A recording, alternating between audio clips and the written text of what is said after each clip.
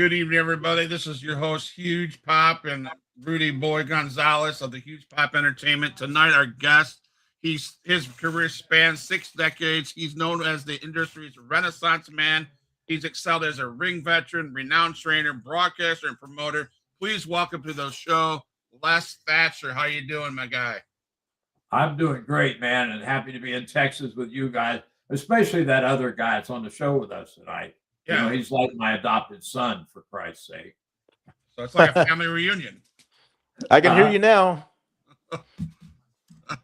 So, how you doing tonight, Mike? Les, how you doing up there in what Knoxville, Kentucky? Knoxville, Tennessee. Okay. All right. Knoxville, Yeah, Tennessee. All right. I'm Oh, cold. How are yeah. you guys down there? Warm. I'm warm. I'm all right. So, I'm going to go way back because one of my first questions I'd love to ask everybody is what was it like as a kid growing up, a fan of the wrestling business? Who did you like watching? What were you excited about it? I was 9 years old when I saw my first wrestling show at a neighbor's 10-inch black and white screen, and I was fascinated. And so my mother, my father, and I, all three became fans at that point. And you're talking about the old guys. The guy that was my childhood idol happened to be, I found out after I got smart to the business, I couldn't have picked a better idol, was Buddy Rogers. Okay. So Well, John Saxon, I don't know if you know the name. John Saxon says, I see my old man is on the show. Don who? John Saxon? No, I don't believe I've ever heard his name. I don't Okay. think. All right. I'm just saying, I'm reading the comments, man. I'm just reading the comments. I mean, So, Buddy Rogers, huh? Yeah, yeah. Wow. Well, like I say, and then once I got smart to the business, I realized I couldn't have picked a better idol, for God's sakes. 100%. Yeah. One of the great workers of all time. But of all the stars from back in the 50s and that I saw walk down, come down the aisle from the dressing room, Rogers just had something special. The way he carried himself, the look. I was fascinated by the guy. When I was 10 years old, I wanted my mother to bleach my hair. Okay. And she said, absolutely not. And of course, looking back, I realized back then I'd have been a fight on schoolyard every damn day. So she did me a favor because blonde-headed 10-year-old kids just weren't happening back in that time. That's awesome, man. That's awesome. Rudy, man, you got anything for our guest? No, man, I'm gonna be just like you and just listen I mean, I'll share this story. A few years ago, maybe 10, I don't remember. It's been a while. Me and Les did a clinic up in New Jersey, and they had about 60 kids there. They had two rings and 60 kids. And so we divided them up and stuff. And there were these two kids in the ring that were just having a hard time getting what we were trying to explain to them. And I mean, we were there for 5 minutes. I don't know, I don't remember what it was, but uh, finally I got in the ring and I'm like, "Look, guys," and then Les is right behind me, and I'm like, "Oh shit," Um, and so I tried explaining, Les tried explaining, and they still had no clue. I mean, they weren't getting it. So Les says, "You know what?" And I'm in my young mid 50s, and Les is up there in his 80s or so. So Wait a minute now. Hold on. Whoa. Don't make me ancient, for God's sake. so Les said, "You know what? Let's just show them." And I said, "Okay." So there were 60 kids in that gym, and everybody's doing something. We had about 15 or so around the ring watching what we were doing. And there are some kids on the wrestling mat doing, some drills. There's some other kids in the other ring, and some were just standing around and what have you. There was a lot of activity going on. And so I think what it was Les put me in a headlock. I threw him in the ropes. He came back, gave me a tackle. I took a bump, and when I sat up, the place was quiet. And I looked around, and everybody's looking at us, and that's all we did. All it was a headlock, and I shot him in the ropes. He gave me a tackle. I took a bump, and we had the whole place in the palm of our hands. And they were just like, "Oh wow, holy cow, And we're trying to explain to them that's how the fans react, you know. And I think what it was the kids just couldn't they weren't understanding the timing of the bump and the headlock because I don't. They were just basically rushing through the deal. And on a side note, when I was breaking in, I always heard of a guy named Les Thornton, and I heard of Les Thatcher. And for some reason, I was mixed them up. And so when I found out that I was doing this clinic with Les Thatcher, I said, okay, I looked him up and stuff and on Google and all that, and wanted to make sure I had the right guy. I didn't want to say, hey, Les, I remember when you were the British champion or something stupid. And we just connected, and getting in the ring with Les was like a privilege that I didn't know that I needed. You know what I'm saying? Just and ever since then we've connected, we've stayed in touch. I've done clinics here in San Antonio. He's come down for me.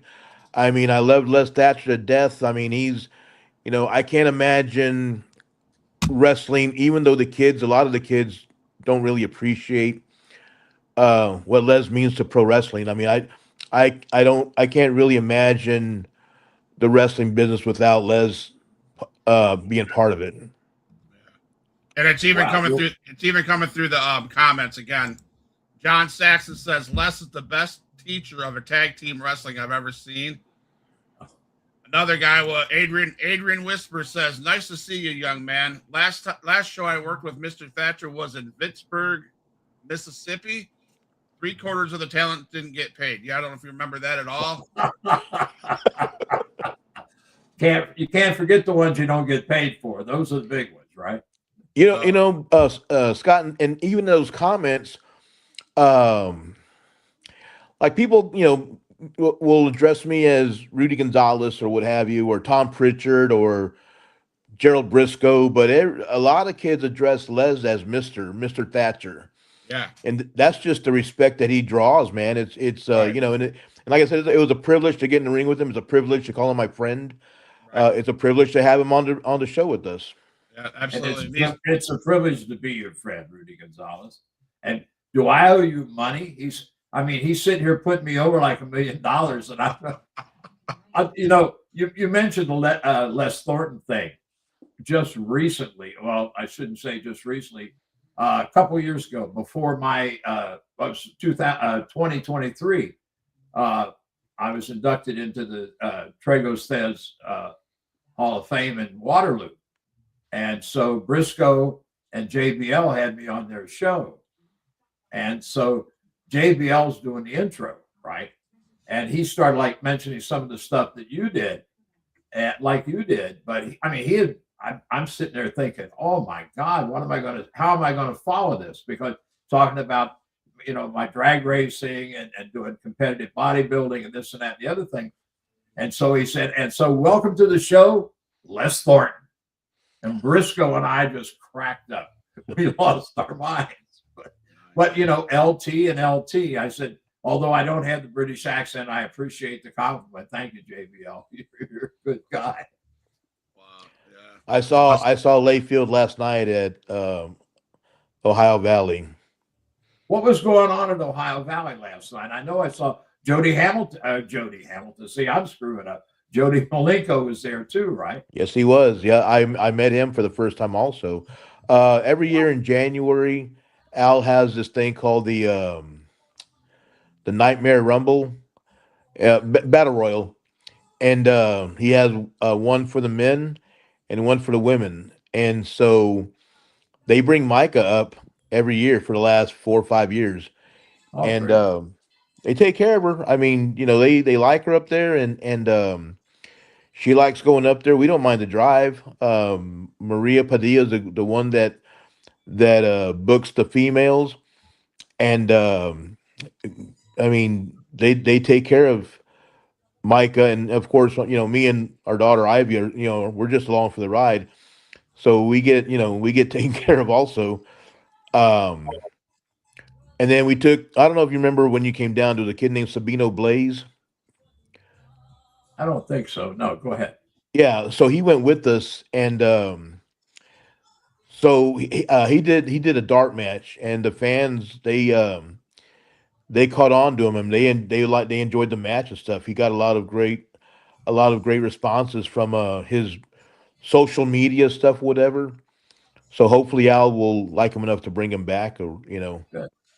Excellent. That's great. And yeah, Alan those damn clubs now that he's screwing with, right? yeah. I don't, he doesn't have him at least I didn't see him. He didn't have him at the arena, but I guess that's what he works out with. They Yeah. work. So Rudy, this Hey, one's what I was going to mention now, when I was running the tours for WCW back in, what was it, 82 and 83 or whatever. No, yeah. Anyway, it don't matter. When I was, when WCW was touring Ohio, Michigan, and West Virginia, one of the things we were doing was the Iron Sheik was on the roster then. And so with the Sheik, it was like, if you can do the clubs the same style, with the wrist action and everything that he did, you'll win $10,000. And the only time that I was really frightened about that is we were in Michigan, and we had some University of Michigan football players as security, right? So these 280, 300-pound guys, football players, and I thought, man, I'm going to cough up 10 grand of Barnett's money tonight. Sure, and the devil. Nobody was able to do those things. I mean, they just couldn't. We almost had a hell of a, in Dayton, Ohio, at the old Hare Arena. There was a softball team that had, I guess after the game decided we're going to wrestling matches, and they'd had a few beers before they got there. And so the one guy challenged to do the clubs, and he got so frustrated, he threw the club down, and Ziv, Sheik, got said, oh, and the softball team outside got on their feet, and somebody come back and said, "You guys better get out there." I thought, oh Christ, we can't be going to have a damn over this club, right? But yeah, we did the $10,000 challenge on the tours, and nobody could even get close to it's that. I watching Al doing those when I see him do them on Facebook or something. I'm thinking, what's going to happen to your wrist at some point? It's got to put so much pressure on your Right. wrist to do those things. So Right. I don't. He's put on size. Al has gotten bigger too, has he not, Rudy? Yeah. He looks a lot, good. A lot thicker through here. Right? He looks good though. Oh yeah, he does. But so it's those us Ohio boys. What can I say? We age well or something. I don't know. you're not an Ohio State fan, are you? Yes. Oh, that's right. Damn, I'm talking to Texas here. You guys would remember Ohio State. Let me go get my baseball cap. I'm a Michigan boy. I'm a Michigan fan. Geez. I know. My God. We got to end the interview right now. I'm sorry. Yeah, we're done. Bang, bang. Bang, bang. So, man, you've been in the business 66 years, you said? Yeah. July 4th of this year will be 67 years. I was Wow. 19 years old when I started. And unlike Mr. Gonzalez, 10 years ago, I was not in my 80s. I was in my 70s. But anyway, yeah. October of this year, I will be 86 years old. So you're a wrestler, a booker, promoter, trainer, broadcaster. What role did that magazine editor? Don't forget the magazine editor. Magazine editor. So all of those, which role did you get more out of, or more? What one did you enjoy the best? What do you think was your career as people look back? When I started at 19, like every other kid. I just want to be world champion. I just want to be a wrestler, right? The other stuff, came like by accident almost.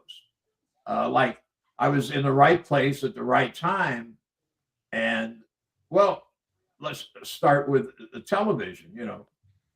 As a kid, like going back to the 50s, the disc jockeys of the 50s, right? Yeah. Had that great rap. And I always thought I wanted to be a disc jockey, like WKRP in Cincinnati, which is that's since Cincy was home, my hometown. But anyway, it's the craziest thing was Rudy Kay and he had been my partner when we were in Charlotte. And, when you run up down the road, you're talking about all kinds of things. And I had met Gordon Soley the first time I was in Tampa. When I was NWA Rookie of the Year in 1967. Yeah. And back then, your broadcasters are like a local talk show host, right? On the local station, a ladies show or a kiddie show or something. And they were offering these guys $50 to do the wrestling show. And most of the guys spent more time trying to get themselves over than they did the wrestling, right? So the first time that I went to Tampa and heard Soley, I said, oh my God, he calls wrestling like to shoot, And he and I, well, speaking of the things I've done in my life, I was driving on drag strip when I was 50. Before I had a driver's license, I was driving race cars. Wow. And Gordon was into stock car, roundy round racing. So we hit it off as friends, initially in Tampa in 1967. And so I decided, I thought, boy, I'd like to do this maybe, after I get out of the business. So in talking to Rudy Kay about it when we run up down the roads in the Carolinas, he brought me into Eastern Canada in 1970. He was running a tour. He was running seasons up there. They'd open in April and then run until about mid-October and then shut down. So about halfway through the tour, he called. We lived in Moncton. Moncton was Monday night. Tuesday went to Halifax, and TV was done in Halifax on Wednesday morning. And so we're just shooting a breeze, and all of a sudden he said, "Remember when we were run up down the roads in the Carolinas, talking about this and that, and you talked about you'd like to be, do wrestling broadcasting?" I said, "Yeah." He said, "Well, tomorrow when we go to Halifax, bring a suit and tie." I said, "Why?" His announcer had a death in the family and lived in Toronto, so he had to go back to Toronto. And then there was something to do with the family, closing things out for the person who had passed. So he was going to have to stay a while. So the first broadcasting I ever did, back then there was one guy, right? There was no teams. I'd been interviewed, but I had never sat down. I'd never opened a show, never, cued to a segment or anything. And that was the start of it. So I was only supposedly going to do a couple weeks. And at the end of the second week, actually going into the third week, Rudy said, "Look," he said, "I'm just going to leave the guy in Toronto and I want you to finish out the season. We'll work it out on your money." Okay, good. So I finished out the season, went back to the States. I finished up in Tennessee before I went to Canada, went back to Tennessee and then back down to Florida and then up to the Carolinas again. Well, in Mr. Crockett's office one morning, and Lord Littlebrook, the midgets were in the territory, and Brooke was there. And Brooke said to Mr. Crockett, he said, "Why isn't Les on your TV?" And Mr. Crockett looked, he said, "What do you mean he's on my?" No, he said, "I mean as a broadcaster." Mr. Crockett said, "I don't know what you mean." He said, "Well, he did Rudy's TV last summer in Maritimes and did a good job." So Mr. Crockett said, "Well, you never looked at me and said, you never told me." I said, "I never thought it was important because, I was 10 years into my wrestling career. So broadcasting, being a broadcaster, the last thing I was thinking about, but so he decided to try me there. And how it started out was like with Bill Ward in Charlotte. he was a local guy, really nice guy. But like he'd be saying, "Happy 98th birthday to Miss Jody Smith" or something, maybe in the middle of a big spot or where they're shooting an angle on TV. So my job was to be sure that his voice pointed to the right thing instead of Miss Jody's birthday to the guy beating the hell out of the guy in the ring. That's how it started with broadcasting, and the magazines, the same thing with the editing magazines. I was looking at Crockett's used to have these print the books, with your picture and a small, story about you, where the fans could buy them and get you to autograph them. And I was looking at one in Mr. Crockett's office one day, and I said to him, "You don't do these anymore."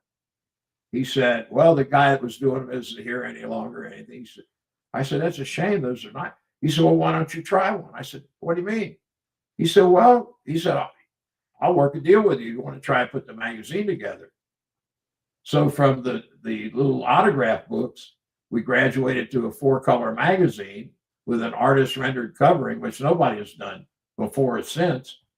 And then once Vince McMahon Jr. saw those, I did 5 issues for him of WWF wrestling action. So it was like, just being in the right place or somebody saying something. I didn't know if I could do magazines, but I was able, So it was just falling into something, basically. The training, I had moved back to since I was living here I was left here in 85, went back to Cincinnati. My dad had passed in 83 and went back to help my mom. And Bob Harmon, the original Beautiful Bobby, was a Cincinnati boy. And he called me and he said, "Hey, this guy has a wrestling school here, but he hired this idiot as a trainer. And he said he's going to lose all his kids if he doesn't get a competent trainer." And I said, "Well, why are you telling me all this?" He said, "Because you're the guy I think." I said, "Are you nuts? I don't want to be a trainer." It never crossed my mind at the time. So he made me go to my first independent wrestling show the following Saturday night. And I'm watching these 2 guys, and the promoter, the guy that was running the school, was with us, obviously. And we're watching. And so I see these 2 guys in the ring, and the one guy goes out and gets a chair. And I could tell the way he was holding the chair, he had no idea what to do with it, right? And so he nails his opponent and rung the guy's bell. I mean, the guy was wandering around in circles after the match. They had to help him out of the ring. He was goofy. And so I said to Bob, "Ask the promoter, how long has this guy used the chair, been working, because he didn't know what he was doing."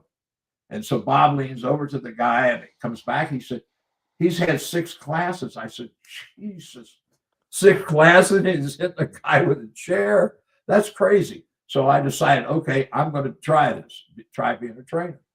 That's how that started, And so I just, just fell into all this stuff, not knowing if I could or couldn't do it. But I don't know. I didn't realize I had talent for some of it either until after I tried it. So, but I learned to do that as well. Then I meet guys like Rudy Gonzalez who put me over like $1 million, and I can't get rid of him, for God's sake. I know.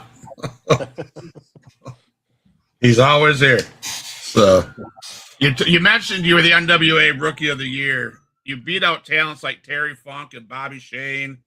What do you remember most about that time in your life when you got that award? Wow. The thing that I had hooked up with 2 guys from Indiana, Roger Kirby and Dennis Hall. And we started as like cousins. So we were trying to put something together. That's another long story. But anyway, we were went into Atlanta as Kirby's partner.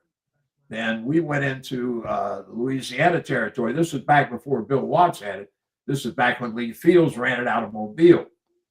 And we went in and we worked a deal with the Daltons, who was Donnie Fargo and Frank Dalton.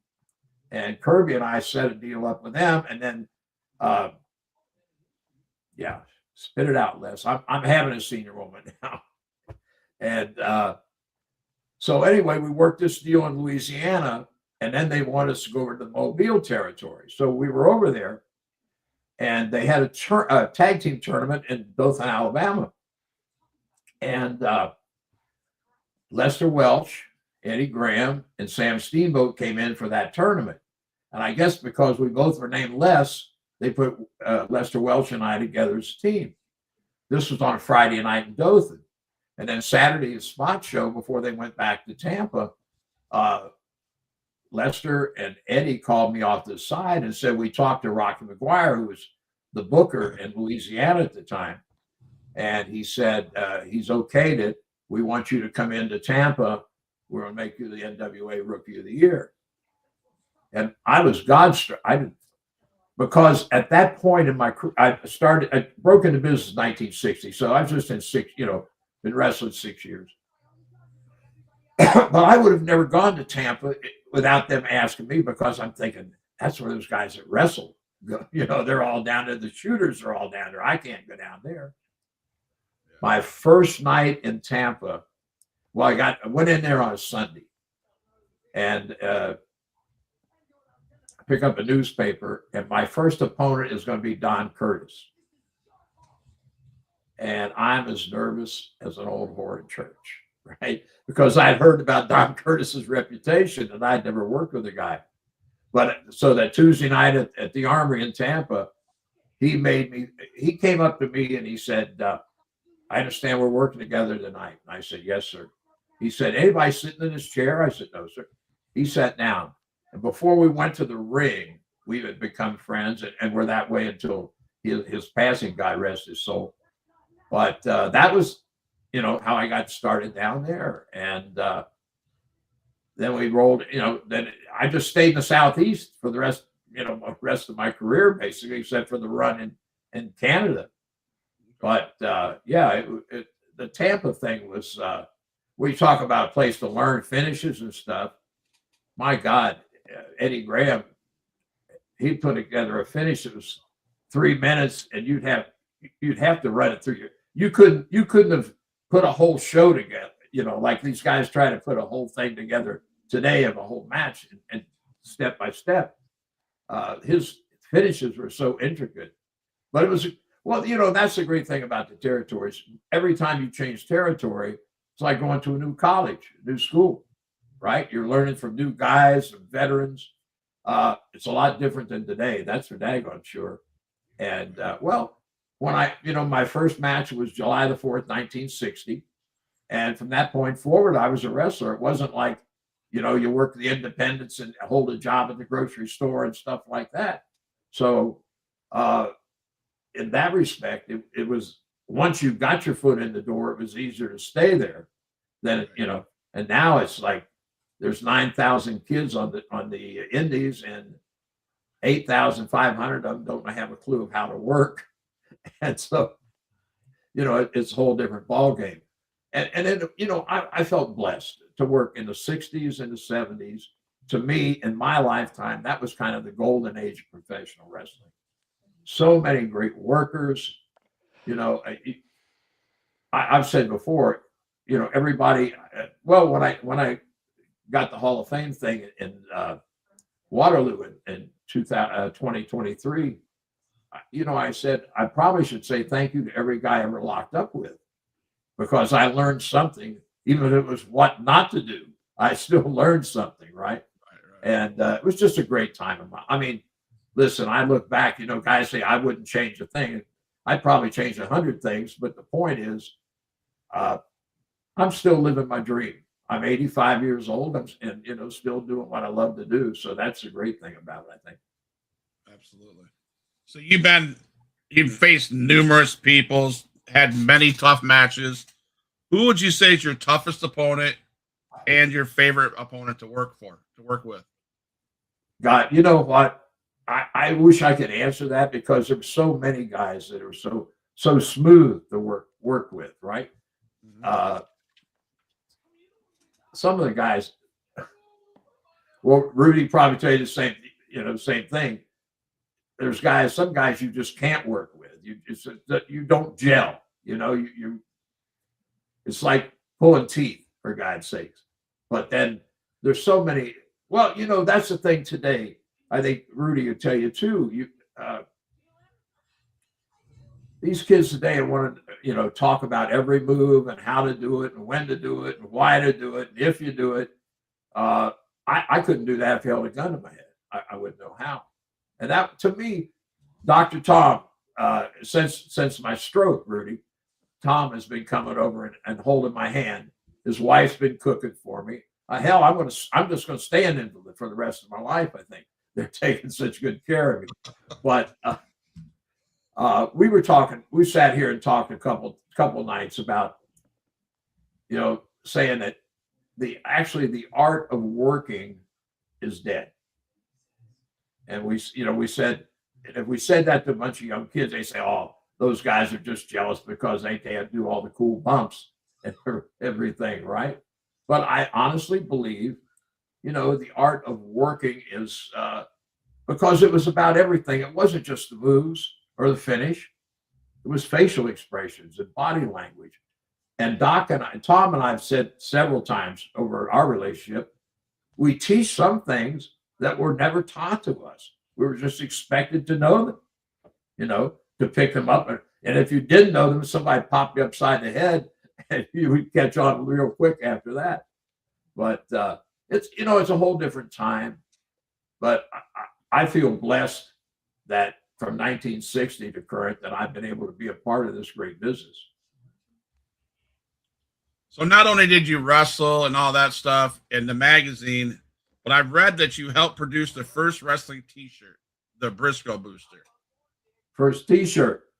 Remember that? Sure do. Sure.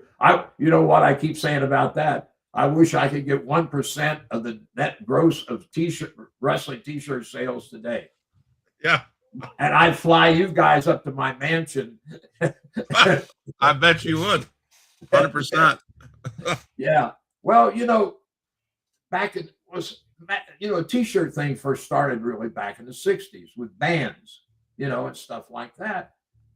And I was just thinking, wow, why don't we have, well, of course, babyface, T-shirts for baby faces, not necessarily, for heels or anything, because kayfabe was still very much in vogue.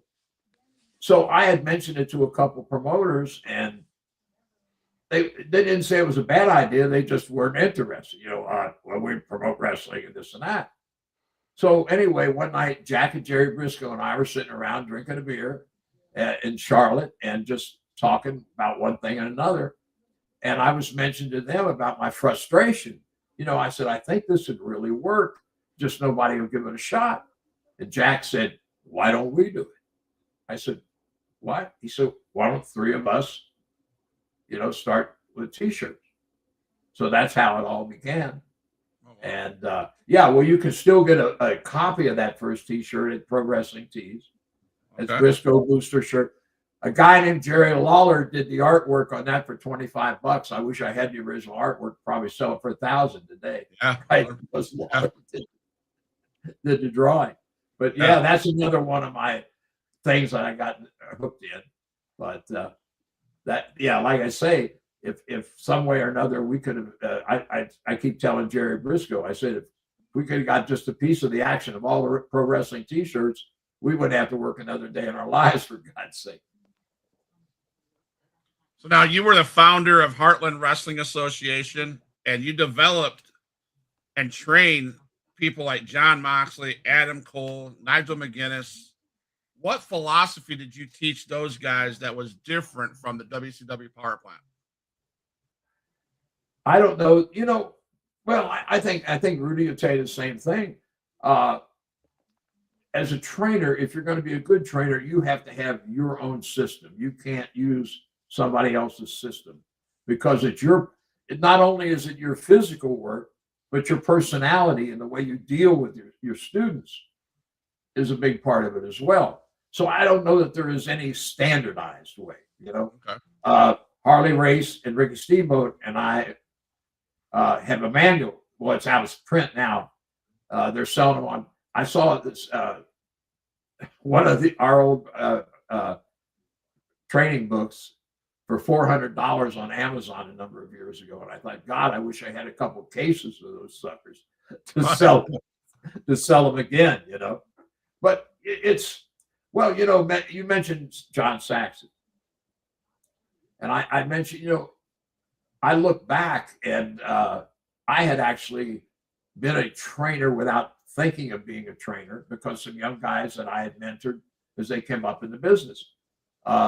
Terry Taylor, for one, came here to Knoxville just as a rookie, you know, and I worked with him and guys like that. So Saxton mentioned the tag team thing. I have a tag team drill, which I've never shown to Rudy, I don't think either.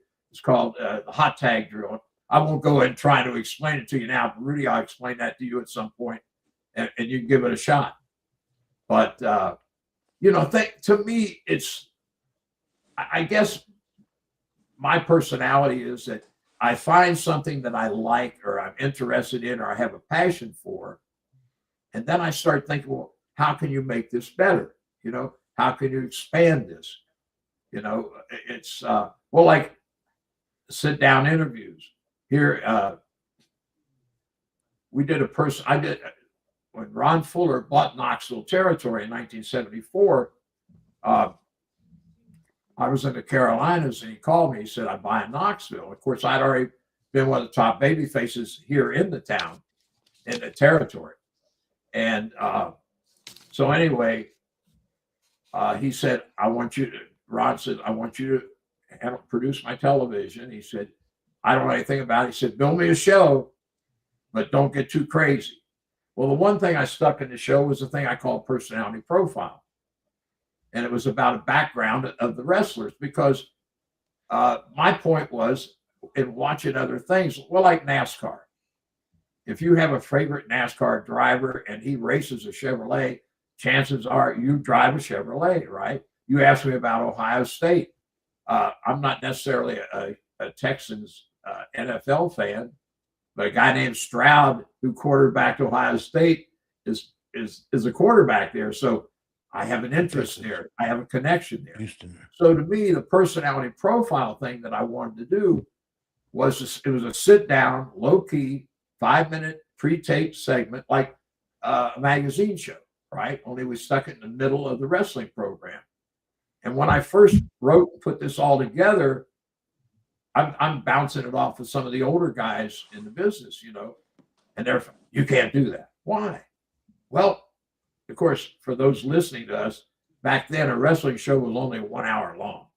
But their idea was, well, you put that in the middle of a show, you'll kill whatever heat you built in the first part of the show, then you have to start all over again. But that wasn't, you know, but we proved later that wasn't the case. But so we started doing that personality profile here in Knoxville. And back then, nobody was doing anything like, you know, a low key thing. And then we also worked angles, you know, like you could have video at 5 minutes with, say, you two guys are working a big angle. And I sit down with do 2 minutes of one of you, 2 minutes of the other, and show film behind you and that sort of thing. And it was just something that had never happened to wrestling before. Of course, now sit down low key interviews are okay now. Everybody does them. Right. So, you know, that's the other thing. Dr. Tom and I were sitting here the other night thinking, how many things are our fingerprints on in this business that nobody will ever know, you know, 100 years from now, because it's just not that important, but it still has been a part of the industry and a pretty damn big part for that matter, you know? Absolutely. So speaking of John Saxon, he asked me to ask you this. Please ask Les if he's going to attend Sigmund's Christian Weekend for wrestlers. Hope I can see him there this time. If I'm going to what?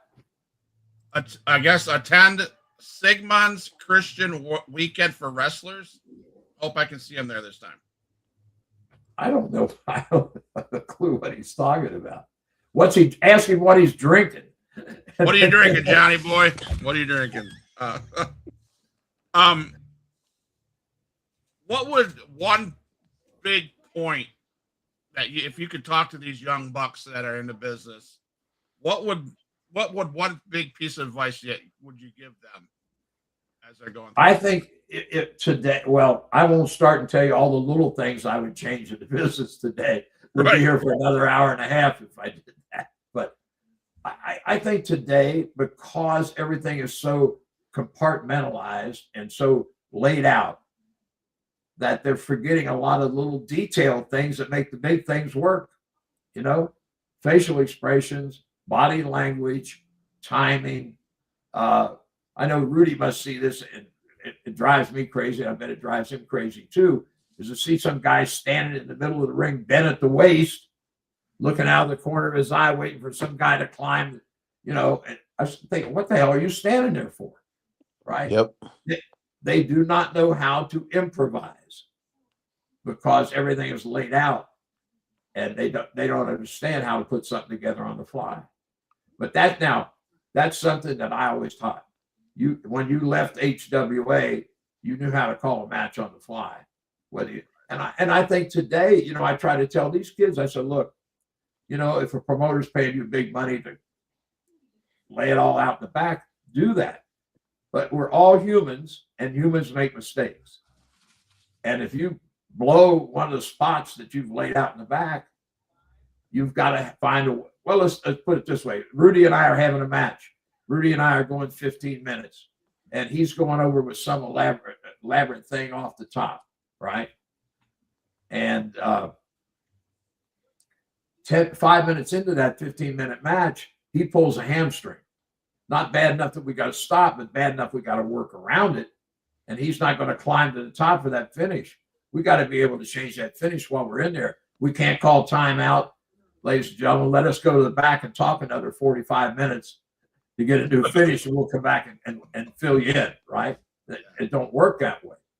And that's the biggest thing, I think, is the guys, they don't know how to put something together on the fly. And I think that's, Rudy, do you sit and watch any of the shows on TV? And does that drive you crazy when you see guys that you know they've missed a spot and they don't have a clue what to do? What drives me nuts is there's just no selling. They're trying to fit, you know, they give the kids, you know, 5, 6, 7 minutes for a match, and those kids try to fit, you know, 20 pounds of shit in a 5-gallon bucket. You know, there's no selling, and half the time, like we did this at my place, we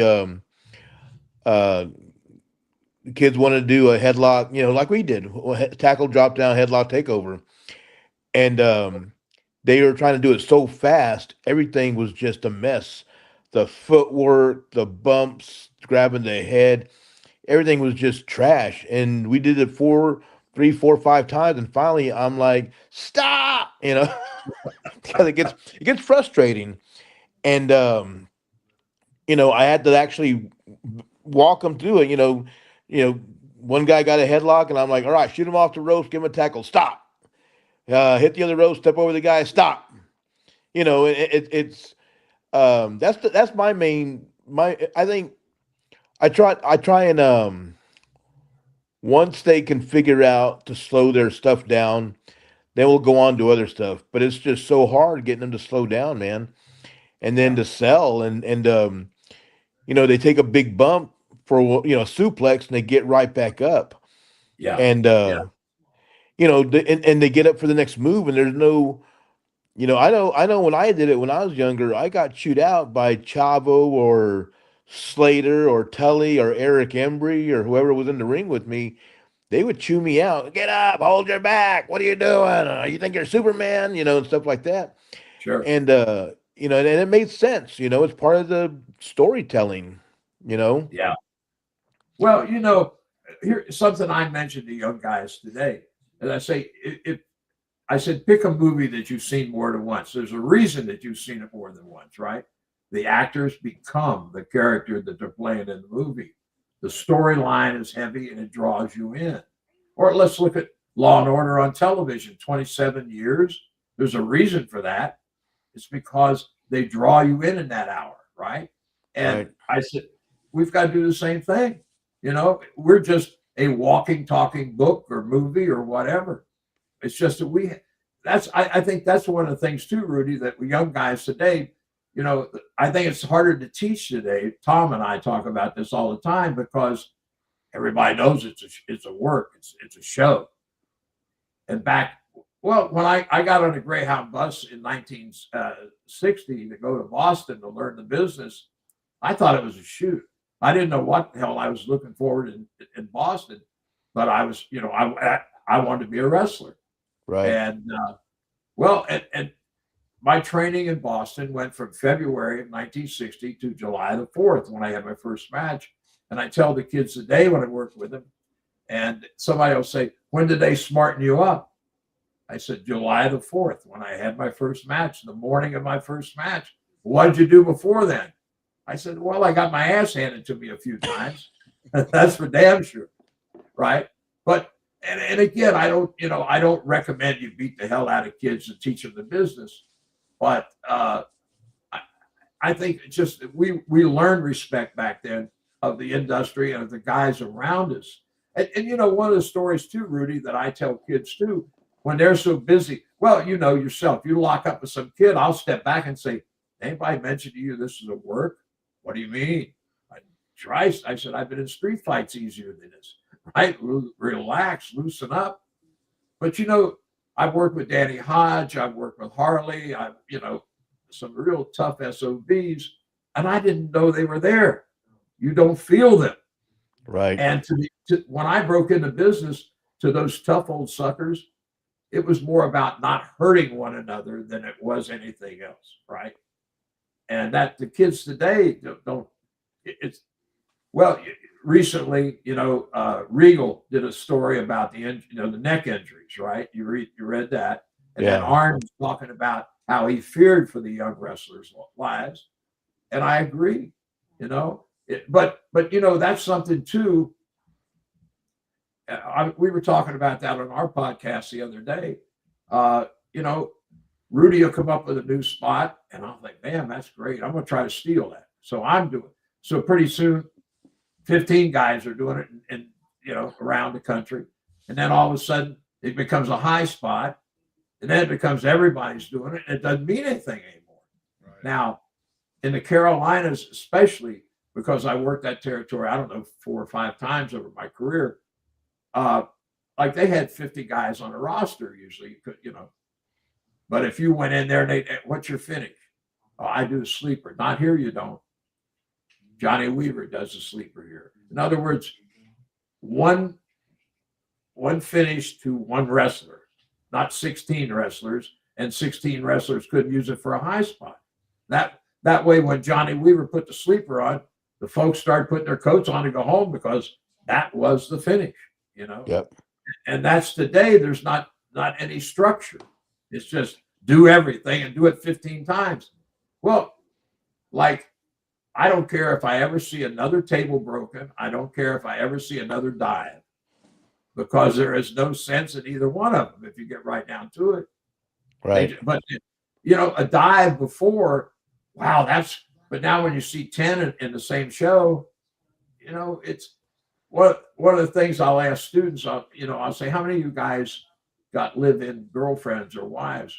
They're holding. Okay, I said, tell me something. Do you remember the first time you saw her with no clothes on? Don't bother to answer me because I know the answer. Yes, you do. Do you remember the 300th time? I know the answer to that too. No, you do not. Why? Because it's become commonplace. It's become, regular. I mean, you love her just as much. It's just, but you don't even have to think about it. Right. That's the problem today. You're seeing the same finish 17,000 times, or the same moves in the same matches on the same show. We were talking about Tom and I were talking about this the other day. I think the guys need to stop and think, okay, we're in Barcelona tonight, we're in Chicago tomorrow, we're in Perth, Australia the week after that, but you're on my TV every Monday night. Correct. So if I see it 10 times this Monday and 10 times next Monday, and it's not like the territory days. You got to look the structure and make it fit in today's time. Yeah. And it's just, well, you know, it's like back in my day, you might have said, who does the best abdominal stretch? And, you know, you might have had 3 guys or 4 or 5. Today, everybody does an abdominal stretch, or everybody does a pile. You know, it's a spot. You know, Yep. back 60 years ago, I could win a match with 2 drop kicks. Not today. You can't do that. You know, I think the kids are pushing the envelope so much. Um, you can only push it so far, you know. Right. I mean, I think I see what you're saying because, and don't get me wrong by what I say this, I loved John Cena's last match. Okay. But I didn't need to see Gunther put him in a sleeper hold 5 times. 5 times in that match was a sleeper hold. And I was like, why do I need to see? That was my frustration about that one. I mean, John went out the way he wanted to go out. He knew what he was going to do. He knew the ending. He knew it. Even with a smile on his face. That didn't bother me at all. But what I had to go through is see Gunther put him in 5 sleeper holds. You know what drove me crazy about that was we were talking about it on our show. I was laughing. I said, you know, kids say, well, people don't believe it anymore. Now everybody's crazy because John got tapped out, right? Yeah. It's not real. But the point is, movies aren't real. TV series aren't real. Right. Novels, you know, mystery novels that you read in paperback, they're not real either. But they draw you in because the writers or the producers have made the characters rich and the stories are compelling. Yep. And that's the bottom line, I think. You know, it's not all this elaborate nonsense. You know, I've got a friend that grew up in Memphis on Memphis wrestling. He's in his 50s. He comes over and watches with me. And now he goes crazy. Well, 6-minute entrance in a 2-minute match. What the hell is that? Right? Yeah. I can't argue with him. It No. it makes no sense. It doesn't. No. So when John Moxley came through your school, did you see that did you know then that he'd be as big as he is now? No, you know, John, when I first saw John, I'd already sold my school, right? So I didn't, but I was still helping him out. And he was with another kid, and they were like ex-football, high school football players or something. That was their gimmick. And but he grew into, well, like now, you know, people say, well, he's doing all the blood and this. I said, that's what he loves. Mm-hmm. That's him, you know. Yeah. When he was with CZW in Philadelphia, I said, why the hell are you doing? He said, oh, it's a lot of fun. It's a lot of fun. Okay, cool. Now, I didn't see the match he had for Fletcher, but they tell me that was one hell of a match. And I said, good. That means Mox has gotten off his ass and quits the 90 punches with each other matches that they were doing for so long. That's the other thing that drives me crazy. Rudy and I stand in the middle of the ring and throw 20 punches and neither one of us goes down. Right. Well, I don't have to be a wrestler to know neither one of us can punch worth a damn. Right? Right. Yeah. Yeah. We underdo some things now and overdo others. That's the biggest problem, I think. There is no structure in as much as, well, everybody. Well, and that's the other thing too, Rudy. How many kids do you have talk to you and say, well, everybody's smart? My answer to that is you're not very smart for saying that, because no, they're not. Exactly. You know, it's like all of us, the 4 of us talking right now, watch college and pro football, I'm sure, right? Well, you guys in Texas, you have to watch it. You get up in the morning, you eat football for breakfast, right? For God's sakes. But you know, but it's still, well, you know, I was, Dr. Tom and I were teasing about this. NFL this year has had so many tight finishes, right? Field goal with 30 seconds on the clock. And I said, who's booking this? Who's calling the spots here? Right. Now, tell me the truth, you guys. You both watch the NFL, I know. Yep. But it's been better this year than in previous years. because of these hot finishes toward the end, right? You Yep. can't figure out, well, who would have expected North Carolina to be in the playoffs? Nobody. Nobody thought the Patriots would be there this year. Nobody thought the Bears would be there, and all of a sudden they're all there, right? Well, yep. Yep. Hey, I got a question, Les. When and how did the Heartland Wrestling developmental program come about? Well, I was first approached by WWF. Bruce Pritchard came to Cincy, and I had supplied them when they came into town a few times with talent, and the guys did good jobs for them and everything. So anyway, Bruce came to town, and we sat and talked about it, worked out numbers and this and that, and I was waiting to hear something. And waiting. I mean, was expected, to pull the trigger and start as a developmental with WWF. And then Gary Juster called me one day from WCW and said, listen, I got a question. I said, what? Have you signed with WWF yet? And I said, how did you know I was supposed to sign with them? He said, well, that's why I'm doing it. That's why I'm calling. Did you sign? I said, no. Well, don't until you talk to us.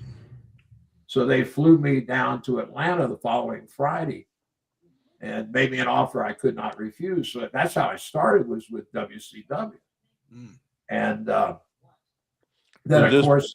Was this before the power plant? No, the power plant was there at the time. Paul Orndorff was, they had the power plant at the time. Yeah. Okay. They were just trying to expand it, right? And so they signed me to a good deal, but the problem, what I didn't know, is they were rupturing money themselves, right? Their business was slowly sinking in the West, for God's sake.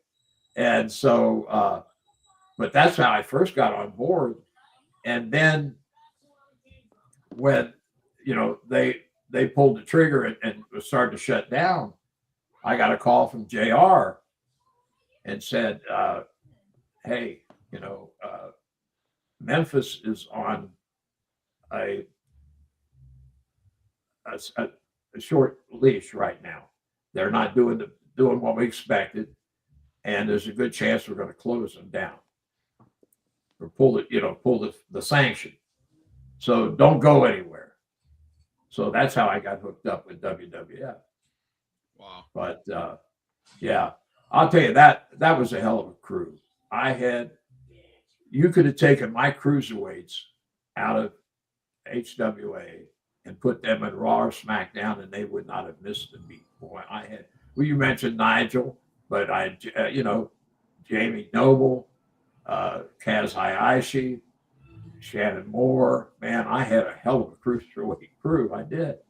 That was a good time for us. It was, I'm not crazy about 3-ways or four corner tags and nonsense like that, but I had to book shows like that because I had 35 guys that were all talented workers, and I needed to get them all out there, right? Right. But that was a hell of a crew of guys. That was so much fun, and working with guys and I was just sitting here thinking, what we did in Jersey at Monster Factor, Rudy, was we ended up against the ropes.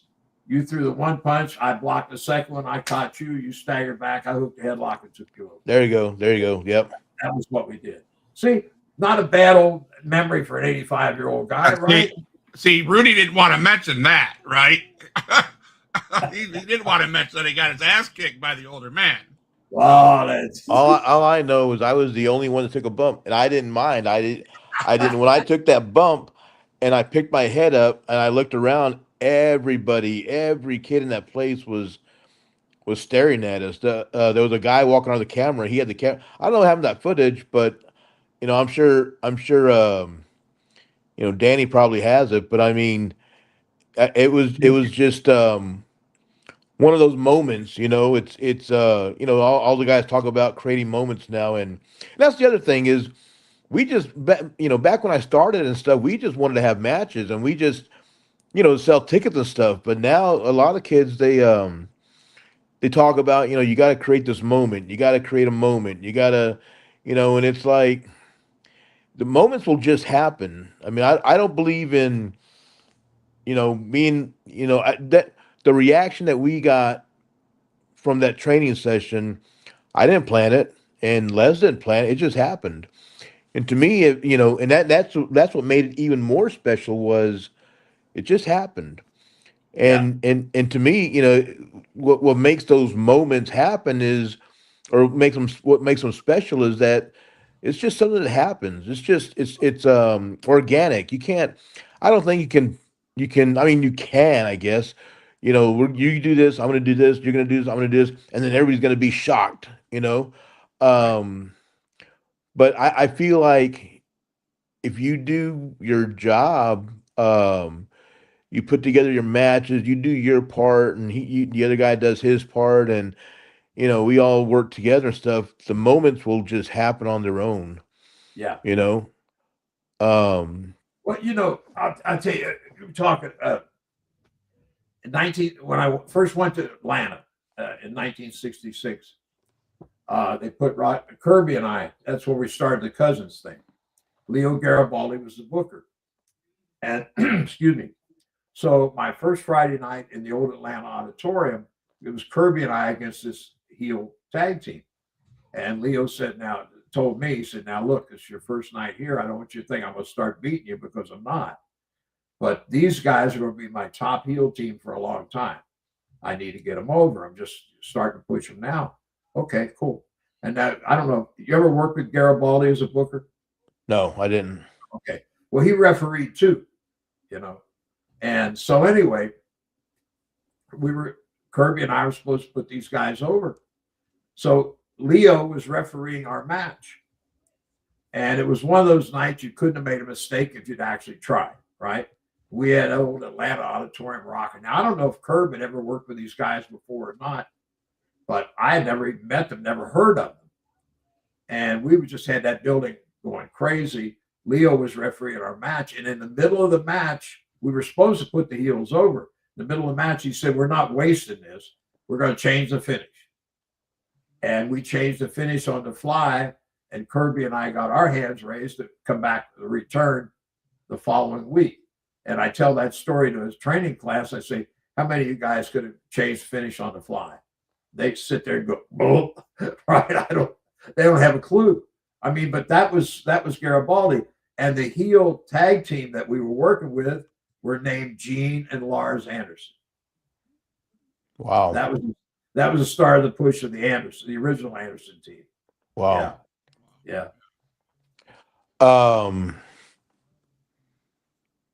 I just had a brain fart. I was gonna when you started the Brian Pillman shows. Where what obviously the past of Brian was what inspired it, but what? Well, I guess the question is what what inspired you to do that? What got the ball rolling on that? Well, the idea was, well, he was a local boy, Cincinnati, right? Played for the Bengals. And I just thought, let's do something to honor him. Let's have a small show. That was do one show only and have a show, right? Right. And so well, of course, and we had Benoit and Chris Jericho was our main event. Steve Austin came and signed autographs, and ended up I had talent from ECW, WCW, and WWF, the three top companies in the country. And this Norwood was the little subdivision in the middle of Cincinnati where Brian grew up, right? Went to school. And we got our first show there at the junior high school gym. And we turned away 300 or 400 people. We were as surprised as everybody else. And it just grew from that, Here's the crazy thing, like year 2, 3, and 4, I had guys pissed off at me because I couldn't put them on the show. I don't have room, guys, right? I had independent guys offer to pay me to be on the Pillman show. And Wow. I said, no, it don't work that way, guys. It don't work that way. Those, I tell you, I'm so proud of those shows. We raised $120,000 over 4 shows. Wow. And they were all special to me. They all were very, we've got the Pillman Anthology. All 4 of those shows on tape now. You can get them at wrestlinglibrary.com. And it's got all the shows. Plus, we got a lot of interviews of the guys that were on the shows and stuff like that. But to check it out. But yeah, those shows were special, man. They really were. Did you get? You mentioned because I remember you had guys from WCW, you had WWE guys or WWF guys. How and then I mean you had guys from everywhere.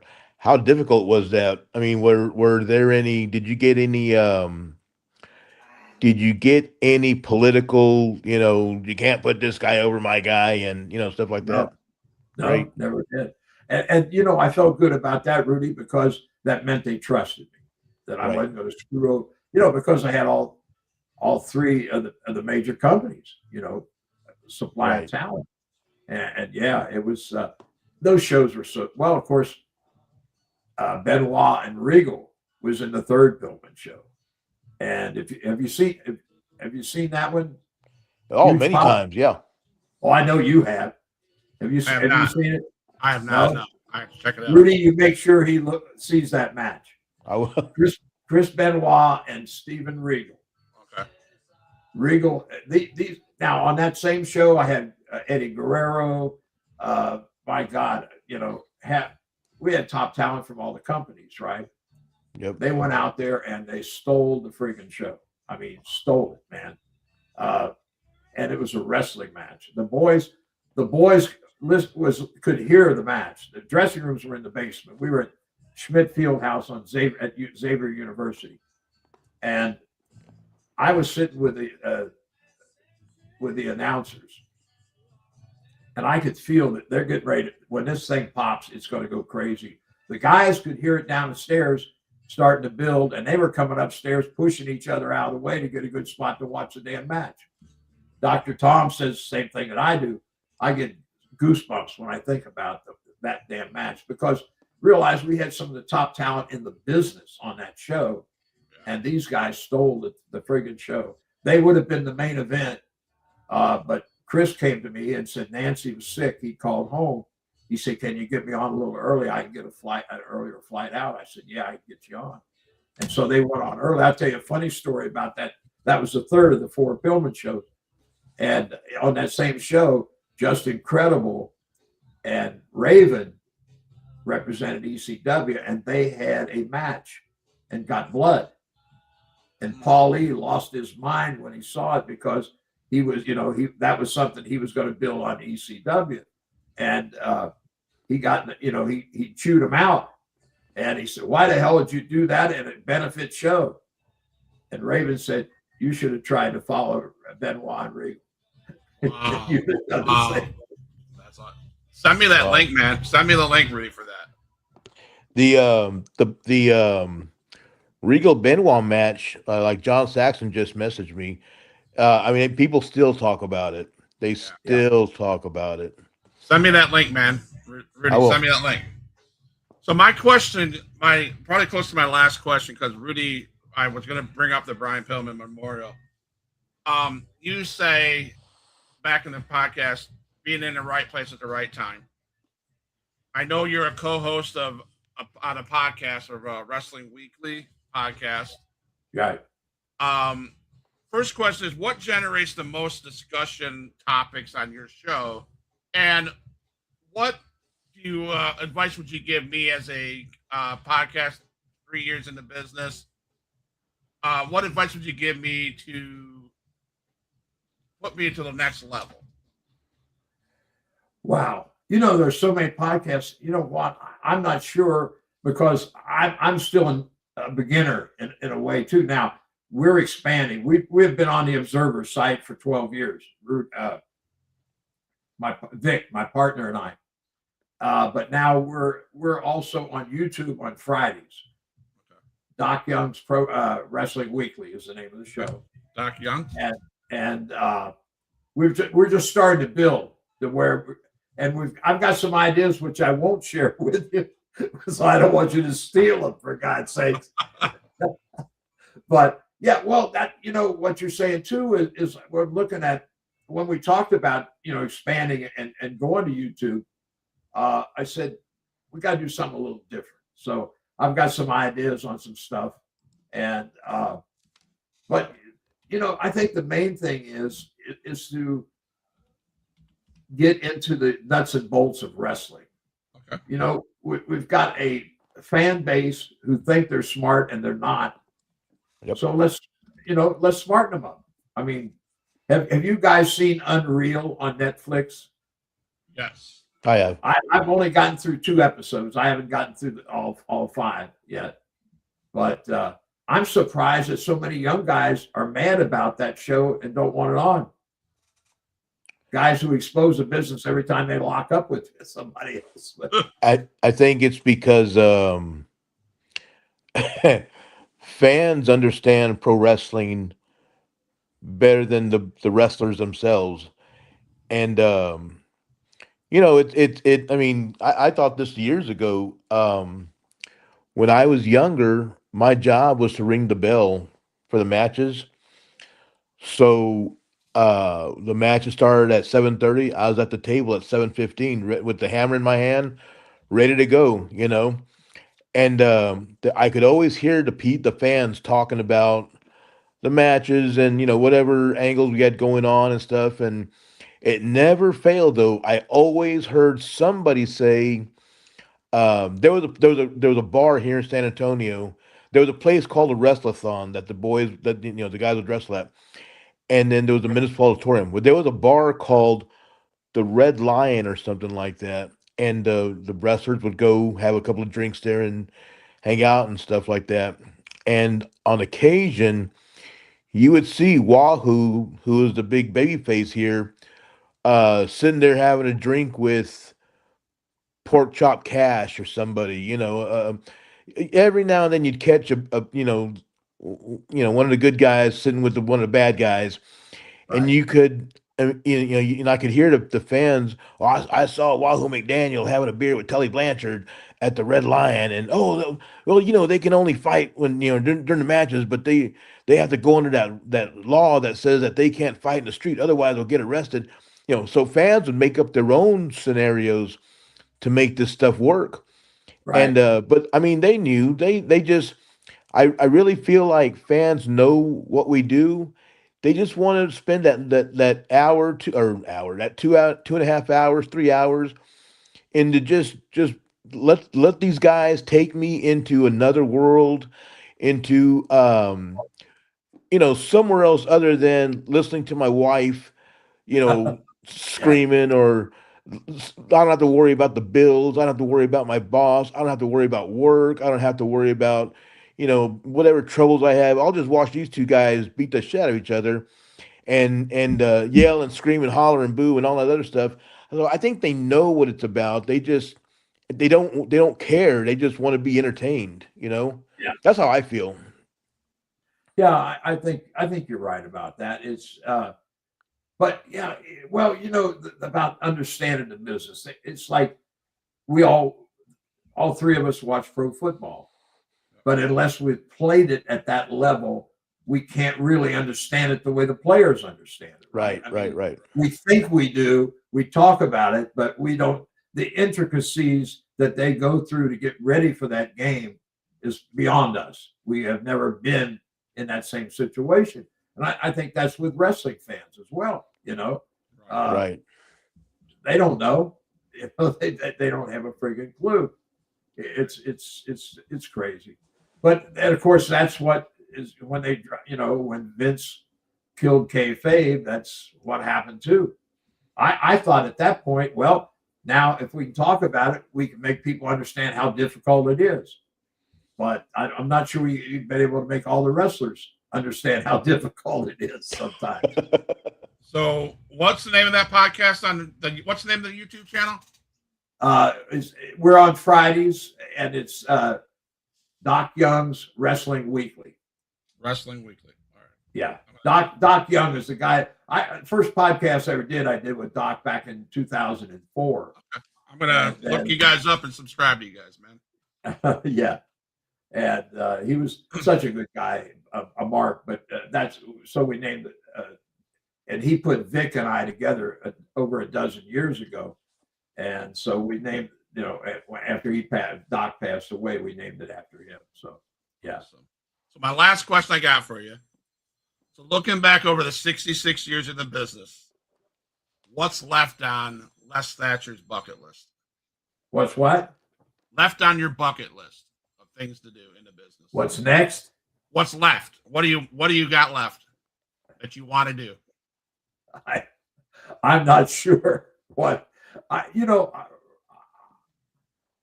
want to, I've said this before too. Back in the territory days, I would have been either in the Charlotte office, the Atlanta office, or the Knoxville office because I worked in all three of those offices at one point in time anyway. And I would still be a full-time employee in the professional wrestling business. But territories aren't around anymore. So I'm kind of at loose ends. I'd love to do something full-time, if I could make a living at it. I just don't see it happening now for some reason. And, and the other thing about that too, like I mentioned earlier, Tom and I were mentioning, would anybody even remember who the hell we were 50 years from now? Although we'd given so much of ourselves to the business and our fingerprints were on a lot of the stuff. So, but does it really matter? It's a shame. Yeah. Well, Cena mentioned too. He said a couple of years later, nobody will remember me, or something like that, which is a shame, quite frankly. But it's the way it is, 100%. Well, Rudy, if you have nothing left, I want to say thank you to Les Thatcher for coming on the show. It's been a great hour and 17 minutes listening to your stories and the knowledge that you have. And you inspired me. You said something in the show that you were in the right place at the right time. That gives me hope. I feel like we're going places. I said about 4 months ago, I hooked up with Rudy Gonzalez here, and I have nothing bad to say about Rudy. He's inspired. Go ahead, please. Just tell me how stiff you think he is. That's what I didn't say either, right? Right. No, what I can say about Rudy is he's honest. Yeah. And I'm not trying to rub any shoulders or anything like that, but there was a time and I'm going to just postpone it. And Rudy says to me, we can't. We got to be consistent. If we want to make this podcast big, one thing he said, and he's smiling because he knows he's right. You have to be consistent. And that's the goal for 2026 for Rudy and I's show is be consistent, I hear you, yeah. And he said this, he said, be consistent and the people will come. Yeah. Yeah. So right. I got one more thing. Les, John says to tell Les, I sure miss seeing him. I'll tune into this YouTube show. So. Well, you know what? It's been fun being with you guys. And let me say this about my friend, Rudy Gonzalez. I love him too. He's my buddy. He's my brother of the road. He's one of the best damn trainers in the business. There's no doubt in my mind about that. Oh, and Rudy, tell Micah, thank you so much for the plug on Facebook the other day. Did you see what she put? Yeah, Micah thinks very highly of you, Les. When I told her about your medical episode, she got very concerned. I mean, we think the world of you, Les. I think the world of you, and Micah follows my lead, and she thinks the world of you. And we were when we went to Al's place over the weekend. I really wanted to stop. Knoxville is not that far from. I mean, it was kind of like off out of the way, but I didn't care. I would, we were just. Yeah, I'd love to have you guys come by. Yeah, we're going to make a trip up there during the summer or something. And, just to say, just for the day, or something, just, I really miss seeing you. I miss seeing you too, my brother. I love you, man. And this podcast guy, you make sure he takes care of those 8 children. Okay. Man, Scott's always, am I doing this right? What do I need to do to get better? And I'm like, we're fine, man. Just keep doing what we're doing. It's not going to happen in a day. It's going to take a while, but I mean, Scott's, he asked some good questions and he's a good dude. I wouldn't be doing this if he wasn't. I want to apologize for last week. That's all right. No big deal. That's one Scott, of you were cursing him out, man. You were cursing him out. I was not. Let the old man sleep. I mean, if you said, where is this old bastard? That's what you told me. One of the side effects of me and that damn stroke. Seriously, my balance and it's people say you look the same, you don't sound any different. I said, but internally, that is, it's really screwed with me. My balance and my peripheral vision and this and that. Yeah, I've got doctors I've got to see for tests and stuff like that. But that's why I messaged you when you didn't come on, and I sent you a text message and stuff, and there was no answer. So I'm like, I was thinking, oh shit, I hope nothing happened. Damn, we were all concerned, man. When you didn't show up, we're like, oh crap. You know what, Rudy? Let me tell you what Rudy said. I said, geez, well, you're old. He said, and I thought, damn, you think? Rude? You really think I'm old? That's rude. No. But man, I will say this, Les. It's been a joy. It's been a pleasure meeting you. I hope we can call each other friends. I feel like I can say that to you. Hey man, you might get a random email saying, "Hey, how you doing, man? Just checking in on you." That's cool, and I consider you a friend as well. If you hang out with this goofy guy Gonzalez here, you're all right in my book too. Well, I appreciate that, man. I appreciate Rudy, I love you, my brother. You take care of yourself, okay? Tell Miss Micah, give Miss Micah my best too, please. Okay? I will. She's running the gym right now while I'm doing this, so she'll be home in a little bit. All right. Well, Les, I appreciate you coming on the show, man. And I'm gonna close you out. You guys. God bless you both. Take care, and let's do it again sometime. Absolutely. Close out. Hey, if you have 2 seconds, let me play the music and I'll say goodbye off camera. Okay. All right, cool. This has been Huge Pop Entertainment. My boy, Rudy Boy Gonzalez, myself, Huge Pop, Les Thatcher. We love the stories. Yeah, man. Everybody, thank you for going on Huge Pop Entertainment. Check us on YouTube. Check us on Facebook. Check Les Thatcher on his Doc Young Wrestling Weekly on YouTube as well. And thank you guys. Just remember, we're Huge Pop, and we love you guys. Thank you so much.